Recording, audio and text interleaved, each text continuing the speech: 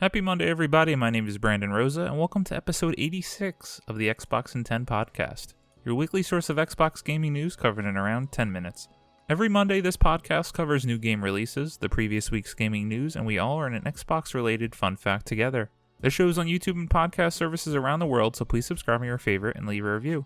Xboxin10.com, no numbers, is your quick source for links to all of our podcast destinations and social media profiles, which you can follow at Xboxin10. To start, let's talk game releases.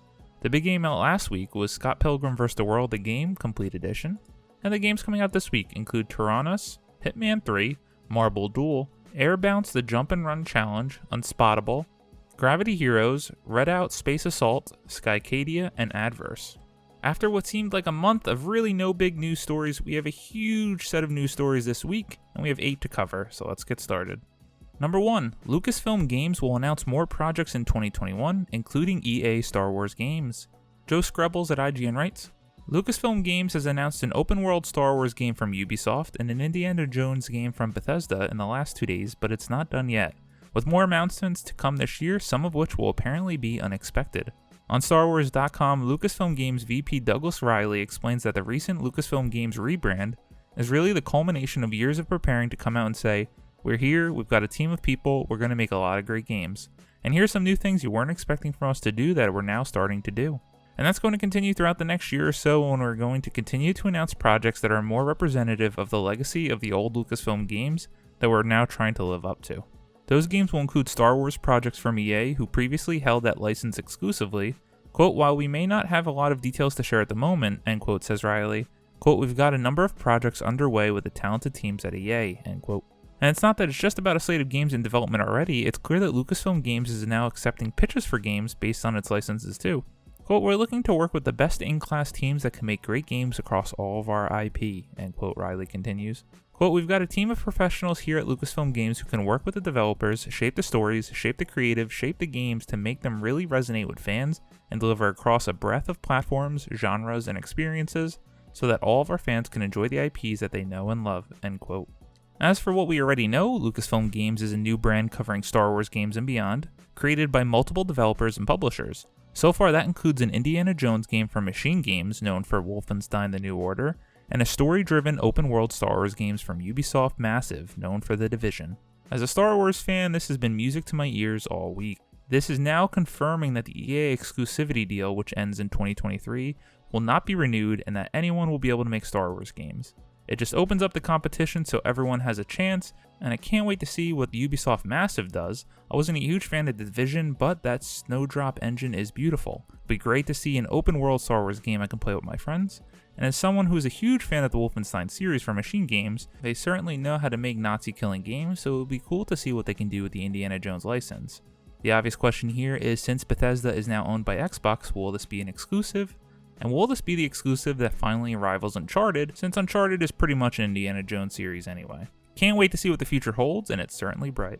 Number 2, Capcom will reveal first ever Resident Evil Village gameplay at a showcase next week. Vic Hood at TechRadar writes, Capcom has announced that it will reveal more about Resident Evil Village at a showcase it's hosting next week.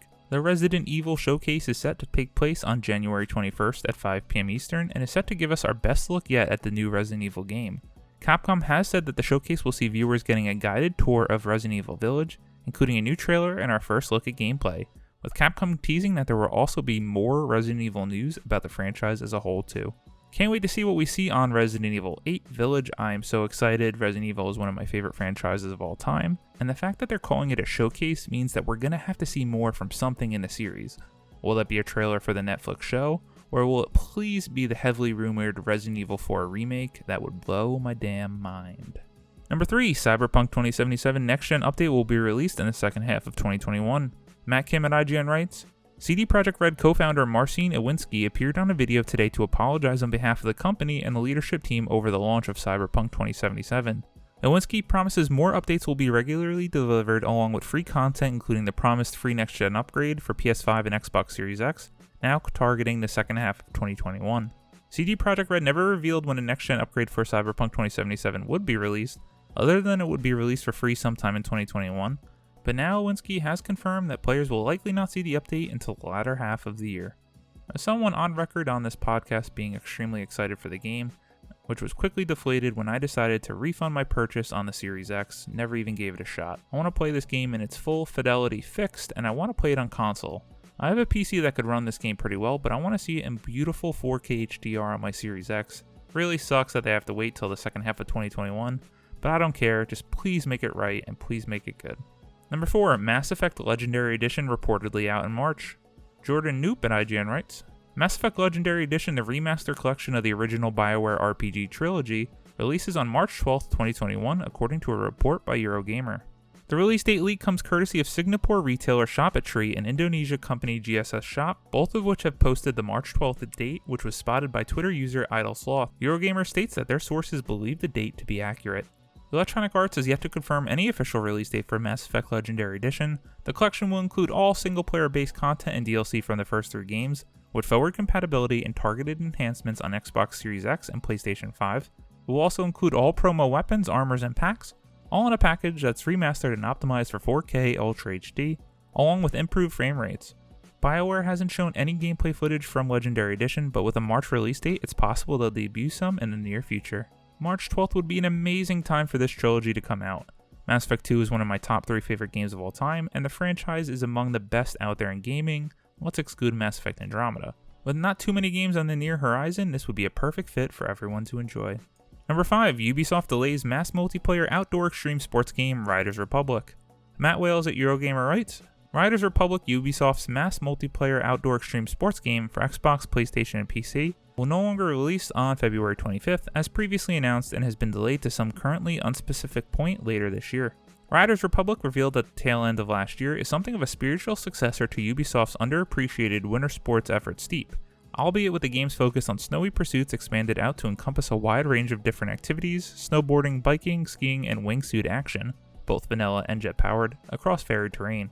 Solo and co-op play is supported as players participate in events across Riders Republic world, stitched together from 7 iconic US national parks: Bryce Canyon, Yosemite Valley, Sequoia Park, Zion, Canyonlands, Mammoth Mountain, and Grand Teton. But Ubisoft is very much pushing large-scale competition as a focus, including races with upwards of 50 players.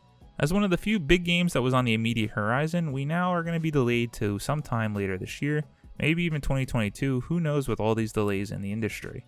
This game did look pretty cool, not something I would buy on day one, but if it gets good reviews, I might check it out. Number 6, Rust's long-awaited console version has been rated by the ESRB. Jordan Alleman at IGN writes, the long-awaited console edition of Facepunch Studios' Rust has been rated by the ESRB for Xbox One and PS4. The ESRB rating mentions that the game will be coming to PS4 and Xbox One with no mention of the next-gen consoles, though the game will likely be playable on the PS5 and Series X and S via backwards compatibility. With the ratings announcements usually coming short before release, it seems that we'll likely get an official release announcement in the near future. The announcement that Rust would be coming to consoles came in November of 2019 during the XO19 conference, with a planned release date of 2020. The popular survival game slipped outside of that window, with Port Studio 011 shifting estimations towards 2021 in a December 2020 update. Rust originally launched all the way back in 2013 at the start of the survival game boom. It has recently seen a massive resurgence on Twitch, with top streamers like Hassan Piker and Limmy playing the game live. When I got my first real PC gaming rig in about 2015-2016, I hopped onto Rust for all of about 10 minutes, was alone, and just did not enjoy my time. I'm sure if I had a bunch of buddies to jump into this game with, that I'd have a blast, so here's to probably checking it out on consoles this time around. Number 7, Harry Potter RPG Hogwarts Legacy delayed to 2022. Austin Goslin at Polygon writes, Hogwarts Legacy, the role-playing game set in the Harry Potter universe, has been delayed until sometime in 2022. The game's delay was announced via a statement on its official Twitter account on Wednesday. Quote, we would like to thank fans from around the world on the tremendous reaction to the announcement of Hogwarts Legacy from our Portkey Games label. Creating the best possible experience for all of the Wizarding world and gaming fans is paramount to us, so we are giving the game the time it needs, end quote. Hogwarts Legacy is developed by Avalanche Software, the studio behind the Disney Infinity games, and published by Portkey Games, Warner Bros. Interactive Entertainment's label for the Harry Potter games. The game will be an action RPG and will take place at the famous school of witchcraft and wizardry that Harry Potter calls home throughout his adventures in the books.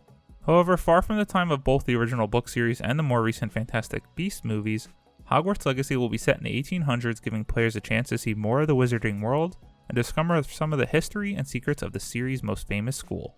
As someone who is also a huge Harry Potter fan, I'm excited to see what this game is. Avalanche Software obviously has a lot to prove since this is such a big undertaking compared to the Disney Infinity games, but I'm excited to see more and hopefully we'll see more gameplay later this year.